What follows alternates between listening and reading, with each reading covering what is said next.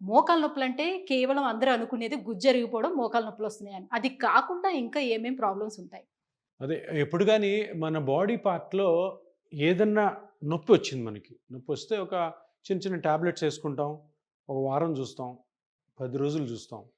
తర్వాత ఆ నొప్పి తగ్గట్లేదు. ఏది ట్రీట్మెంట్‌తో పాటు అంటే టాబ్లెట్‌లేసుకుంటూ, ఎక్సర్‌సైజ్‌లు చేసుకుంటూ, రెస్ట్ ఇచ్చినా గూడా తగ్గకపోతే వెంటనే మనం చేయాల్సిందేంటంటే, అసలు ఆ పార్ట్‌లో ఏం జరుగుతుంది?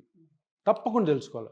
మోకాలు నొప్పి వచ్చింది అంటే, మోకాలులో ఏదో ఒక డ్యామేజ్ అయితేనే గదా నొప్పొచ్చేది.